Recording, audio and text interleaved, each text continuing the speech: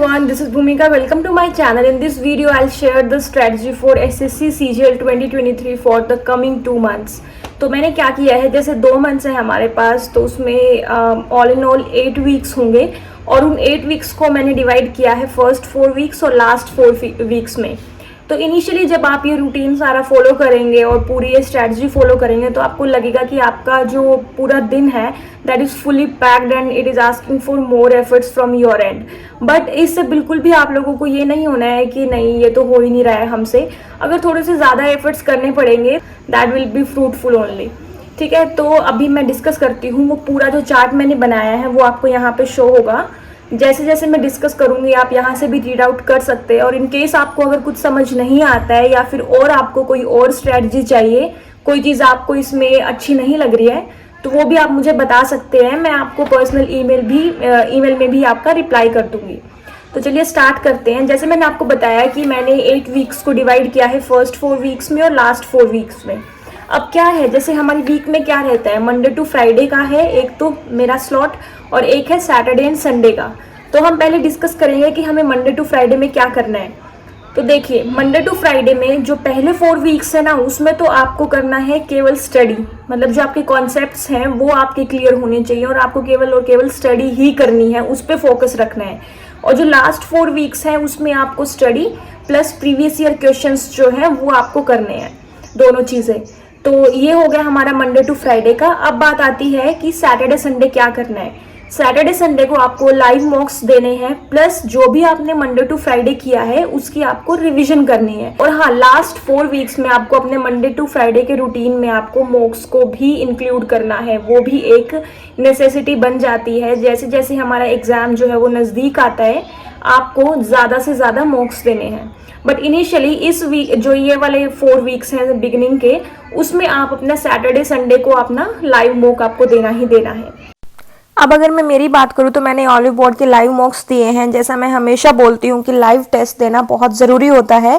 Live test में कम बच्चे cheating कर पाते हैं और इसमें एकदम आपकी जो एक्यूरेट एनालिसिस होती है वो आती है। तो ये जो टेस्ट है ऑलिव बोर्ड का लाइव मॉक, वो सैटरडे और संडे को अवेलेबल रहता है। और सबसे अच्छी बात यह है कि फ्री ऑफ कॉस्ट है।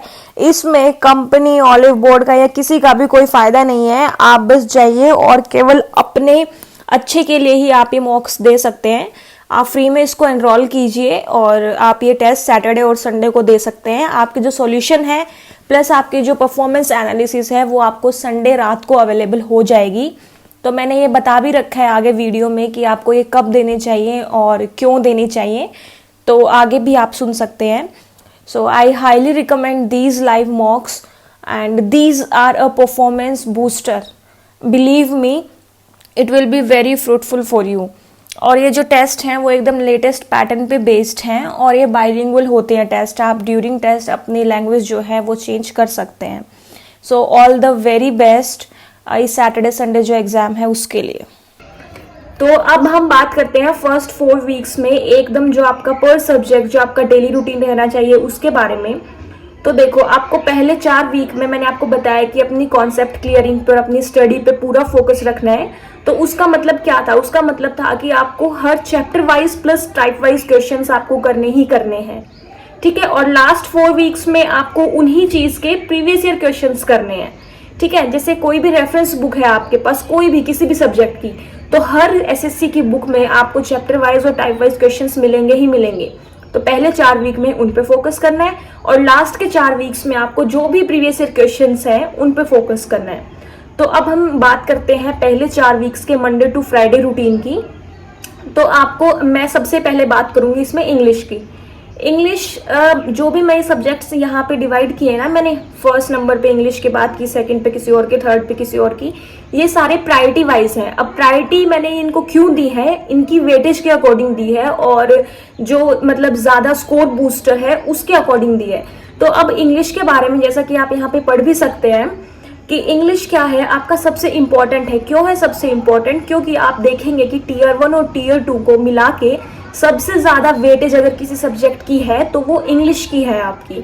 तो आप इंग्लिश को बिल्कुल भी लाइटली नहीं ले सकते कि हाँ ठीक है ये तो 10th तक का ही तो है, कोई लिटरेचर पार्ट भी नहीं है और हो जाएगा। नहीं, आप बिल्कुल भी ऐसा नहीं कर सकते हो। इंग्लिश की वेटेज सबसे ज़्यादा है प्लस क्या है कि ये इसका ना डिफिकल्टी लेवल कम है, आप जितना इसको पढ़ेंगे आपको उतनी चीज़ें याद होंगी।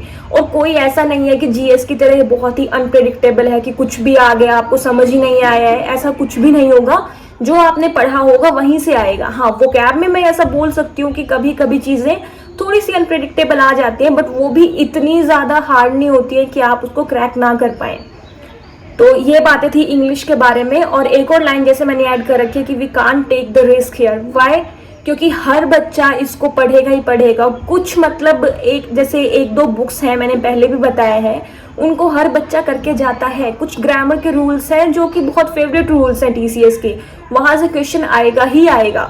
तो यहाँ पे आप बिल्कुल भी रिस्क नहीं ले सकते, इसको बिल्कुल भी आप स्किप नहीं कर सकते हो, इसीलिए इसको मैंने प्रायोरिटी 1 दिया है। अब आपको डेली रूटीन में क्या करना है, आपको 2 आरसी करने ही करने हैं रोज।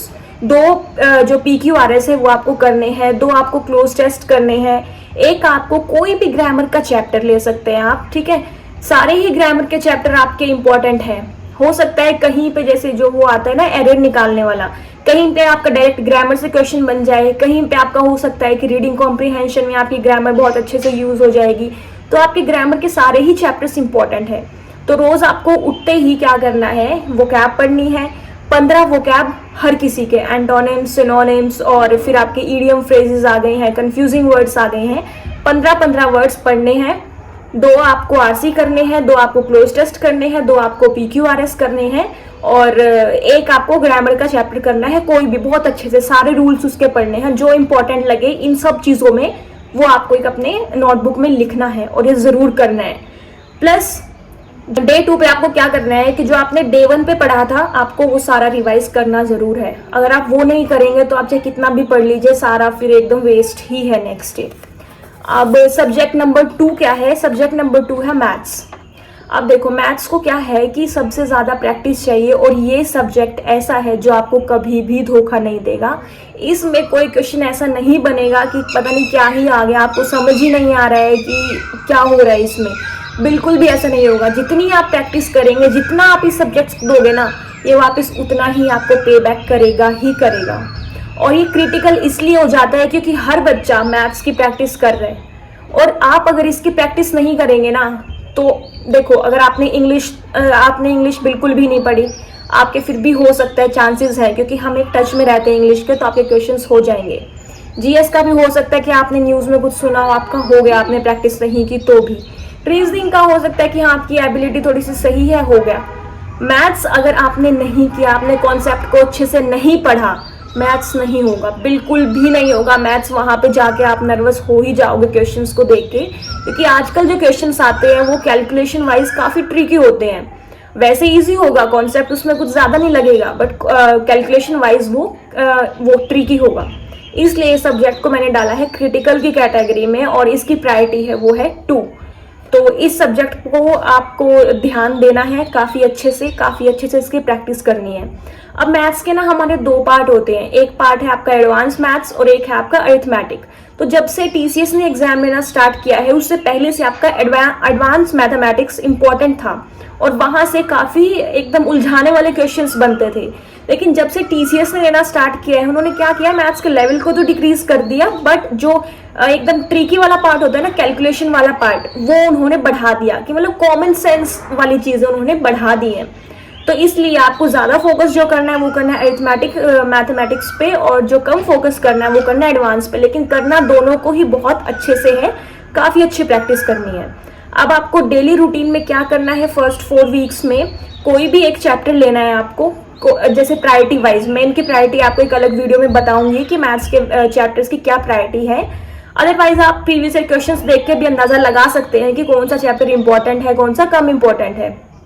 तो आपको कोई भी एक चैप्टर उठाना है, ठीक है। उस चैप्टर के आपको क्या करने हैं, जैसे उसमें ना टाइप वाइज क्वेश्चंस होंगे, आपकी कोई भी रेफरेंस बुक होगी उसमें, तो हर टाइप के, फॉर एग्जाम्पल मान लीजिए कि उस पर्टिकुलर चैप्टर में 10 से 12 टाइप के क्वेश्चंस हैं, हर टाइप के आपको 40 से 50 क्वेश्चंस लगाने ही लगाने हैं। इन टोटल अगर मैं अप्रोक्सीमेटली बताऊं तो 400 साढ़े 400 क्वेश्चंस बन जाएंगे हर चैप्टर में।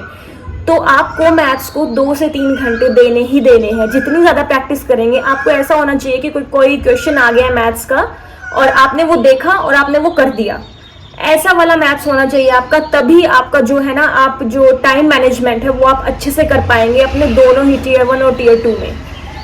तो ये था आपका मैथ्स का डेली रूटीन। बारी आती है हमारे थर्ड सब्जेक्ट की, जो है रीजनिंग। अब रीजनिंग क्या है, इसमें ना जो आपके क्वेश्चंस आएंगे वो काफ़ी डुएबल होंगे। सारे बच्चे आपको ये बोलेंगे कि हाँ मैंने 25 में से ना 20 प्लस ही किए हैं। अगर बहुत ज़्यादा हार्ड और अनप्रेडिक्टेबल रीजनिंग नहीं आती है तो सारे क्वेश्चंस आपके डुएबल होंगे, 3 4 5 क्वेश्चंस को छोड़ के हो जाते हैं, हर कोई बच्चा करता है। इसलिए आप इस पे इतना ज़्यादा एकदम वो नहीं ले सकते हो रिस्क कि हाँ रीजनिंग को एकदम हल्के में ले लिया और छोड़ दिया, क्योंकि जो सारे बच्चे करेंगे ना, अगर वो आप छोड़ दोगे तो आप बहुत पीछे रह जाओगे। ठीक है, आपको वो तो करना ही करना है जो सब कर सकते हैं, प्लस जो वो 4 से 5 क्वेश्चंस हैं जो किसी से नहीं हो रहे हैं, जो एवरेज स्टूडेंट से नहीं हो रहे हैं, आपको वो क्रैक करने हैं, ताकि वो क्रैक करने के बाद आप सिलेक्शन तक पहुंच पाए। तो अब रीजनिंग में आपको क्या करना है, जैसे मैंने हमेशा बोला है कि प्रीवियस ईयर क्वेश्चंस लगाइए।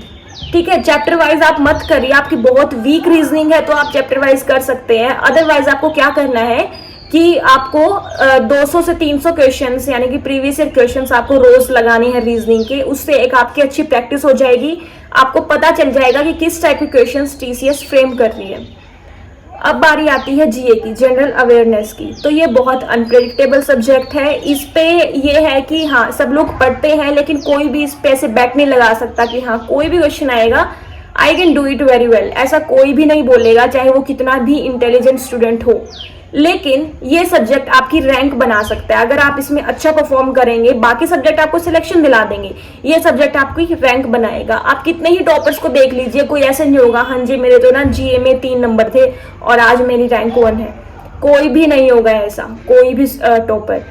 तो इसमें आपको क्या करना है, आपका डेली रूटीन क्या है, हर सब्जेक्ट को पिक कीजिए प्रायोरिटी वाइज, जिस सब्जेक्ट के ज्यादा क्वेश्चंस आते हैं, और हर सब्जेक्ट को आपको 3 दिन देने ही देने हैं, और 3 दिन में आपको उसको कंप्लीट करना है। एकदम बिटवीन द लाइंस नहीं पढ़नी है चीजें, आपको उस तरीके से पढ़नी है जिस तरीके से टीसीएस पूछती है। तो हर सब्जेक्ट को 3 दिन दीजिए, उसकी रिवीजन कीजिए रोज की रोज, और कोई भी सब्जेक्ट्स को ना मिक्स नहीं करना। मिक्स करने से मेरा मतलब है कि अगर आप आज हिस्ट्री पढ़ रहे हैं, कल भी हिस्ट्री पढ़िए, परसों भी हिस्ट्री पढ़िए, ऐसे नहीं थोड़ी सी आज हिस्ट्री पढ़ ली, थोड़ी सी पॉलिटी पढ़ ली, थोड़ी सी बायो पढ़ ली, ऐसे मत कीजिए, फिर एक फ्लो टूट जाता है। अगर आप एक फ्लो में एक सब्जेक्ट को करेंगे तो आप लिंक अच्छे से कर पाएंगे उस चीज को, पूरे जो भी चैप्टर्स होंगे और जो भी उसका मैटर होगा अंदर बहुत अच्छे से लिंक कर पाएंगे। तो आपको ऐसे करनी है जीए। अब बात आती है फर्स्ट 4 वीक्स में सैटरडे संडे को क्या रूटीन होगा आपका। तो सैटरडे को वो रूटीन होगा जो भी आपने मंडे टू फ्राइडे किया है ना, वो आपको अच्छे से रिवाइज करना है, उसकी रिवीजन बहुत अच्छे से करनी है। सारे नोट्स जो आपने बनाए हैं वो आपको अच्छे से रिवाइज करने हैं। अगर आपने मिड वीक में कोई भी मॉक टेस्ट दिया है, उसकी एक बार एनालिसिस जो आपने की थी वो आपको फिर से रिवाइज करनी है। ये आपको सारी चीजें करनी है। और आपको जो चैप्टर्स हैं उनके स्मॉल क्विजेज आते हैं, जैसे 10 क्वेश्चंस आ गए पर चैप्टर, हर सब्जेक्ट के जो भी आपने चैप्टर्स पढ़े हैं उनके आपको स्मॉल क्विजेज देने हैं। संडे आपको क्या करना है, संडे आपको हल्का सा ब्रेक लेना है और आपको लाइव मॉक देना है। जैसे मैंने आपको पहले बताया था, लाइव मॉक आप ऑलिव बोर्ड का दे सकते हो, तो आपको वो लाइव मॉक देना है, प्लस उसकी एनालिसिस करनी है। संडे को मैंने लाइव मॉक देने के लिए क्यों बोला है, क्योंकि उसके जो रिजल्ट्स हैं, उसकी जो पूरे सॉल्यूशंस हैं, वो भी संडे को रात को 8 से 9 बजे ही रिलीज होते हैं। तो आपका क्या होगा, जैसे आपने मॉक दिया, आपको ध्यान रहेगा कि हाँ मैंने इस क्वेश्चन को क्यों स्किप किया था, मेरा इसमें ध्यान क्यों, मतलब मैंने इसमें ज़्यादा टाइम क्यों लगाया है, सब कुछ आपको ध्यान रहेगा और आप उसकी एनालिसिस भी अच्छे से कर पाओगे। तो यही था फर्स्ट 4 वीक्स में जो हमें करना है। अब बारी आती है कि लास्ट 4 वीक्स में आपको क्या करना है। लास्ट 4 वीक्स में आप जितनी रिवीजन कर सकते हैं अपने नोट्स की, आपको वो करनी है। रोज का एक मॉक टेस्ट लगाना है, प्लस उसकी एनालिसिस करनी है, और केवल प्रीवियस ईयर क्वेश्चंस पे आपको ध्यान देना है। ऐसा नहीं है कि आप उन दिनों में आप कॉन्सेप्ट्स को लेके बैठे हो, नहीं, ऐसा नहीं करना है। आपको केवल रिवीजन पे ही ध्यान देना है। मैं बार बार इसको एकदम एम्फेसाइज क्यों कर रही हूँ, क्योंकि जितना आपने पढ़ा है ना, मतलब क्वालिटी और क्वांटिटी ये वाली बात आ जाती है। जितना आपने पढ़ा है अगर आप उसको रिवाइज करेंगे तो आपका पेपर बहुत अच्छे से निकल जाएगा और आपका सिलेक्शन भी हो जाएगा। तो यही पूरी स्ट्रेटजी थी मेरे साइड से। अगर आपको इसमें कोई भी डाउट है और आपको अगर इसके अलावा भी कोई डाउट है, आप कमेंट सेक्शन में नीचे मुझसे पूछ सकते हैं या फिर आप मुझे ईमेल भी कर सकते हैं। Thank you so much for watching this video, and if you like this video then like this, share this and subscribe to my channel. Thank you.